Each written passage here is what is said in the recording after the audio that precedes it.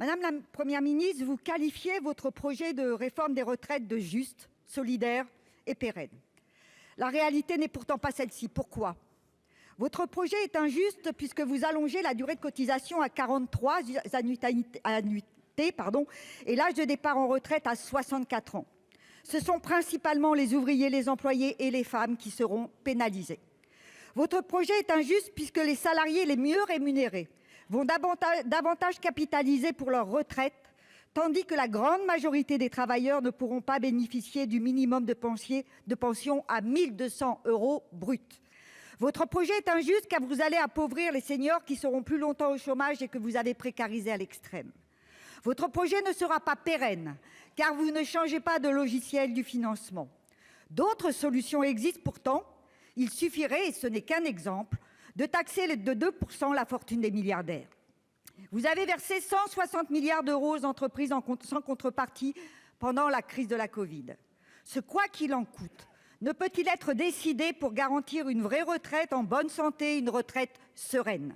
C'est un choix de société qui est à faire, un monde de juste répartition des richesses pour l'intérêt général ou celui d'un CAC 40 gorgé de dividendes. Madame la Première ministre, vous avez choisi, alors qu'il n'y a pas d'urgence extrême, d'utiliser une loi de financement de la sécurité sociale rectificative pour restreindre les débats parlementaires à 20 jours à l'Assemblée nationale et 15 au Sénat. C'est un super 49.3 que vous avez dégainé. Des voix s'élèvent pour souligner l'inconstitutionnalité de votre démarche. Madame la Première ministre, c'est parce que cette réforme voulue par Macron est injuste, qu'elle frappe les plus faibles, qu'elle est rejetée très massivement. Avec l'ensemble des syndicats, la société tout entière est vent debout et seul le MEDEF et M. Ciotti vous soutiennent encore. Madame la Première ministre, nous relayons ici le vaste mouvement qui s'enclenche et de demain, le 19 janvier, nous serons dans la rue avec le peuple qui exige le retrait de votre projet. La parole est à Madame la Première ministre, Madame Elisabeth Borne.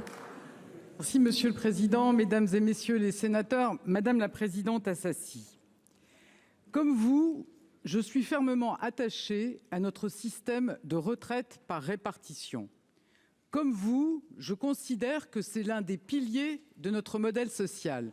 Et comme vous, j'en suis sûre, je veux que les jeunes d'aujourd'hui aient une retraite demain. Mais Madame la Présidente Assassi, nous sommes confrontés à des faits. Le nombre d'actifs baisse par rapport au nombre de retraités. Ce n'est pas une opinion, c'est un constat. Et si nous ne faisions rien, cela conduirait inévitablement à creuser les déficits et donc à baisser les pensions ou à augmenter les impôts, voire à remettre en cause notre système de retraite par répartition. Et cela, avec le président de la République, nous n'en voulons pas. C'est pourquoi j'ai présenté la semaine dernière notre projet pour l'avenir de nos retraites.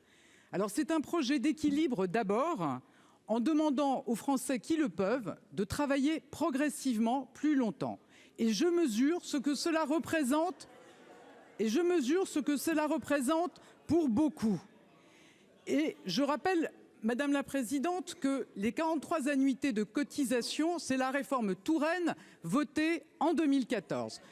Que nous n'avons pas prévu d'aller au-delà de ces 43 annuités de cotisation. Mais c'est la condition pour préserver notre système de retraite par répartition.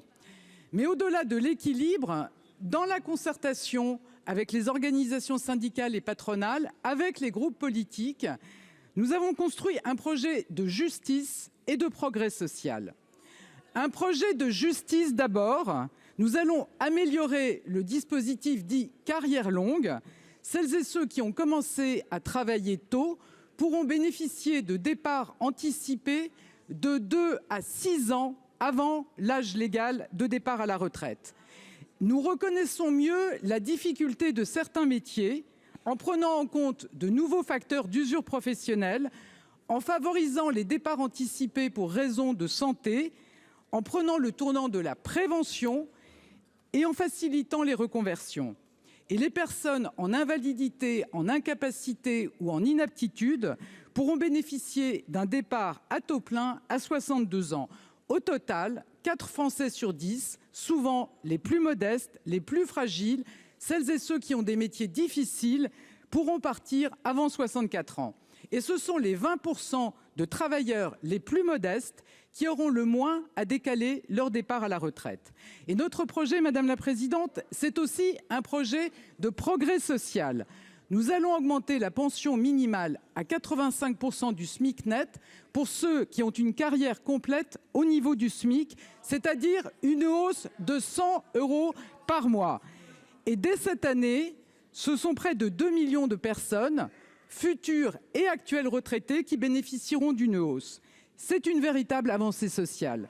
Madame la Présidente Assassi, nous avons la responsabilité d'assurer l'avenir de notre système de retraite par répartition, parce que c'est lui qui protège les plus modestes. Et c'est grâce à lui que nous assurerons, par la solidarité nationale, une retraite digne à toutes celles et ceux qui ont travaillé toute leur vie. Je vous remercie.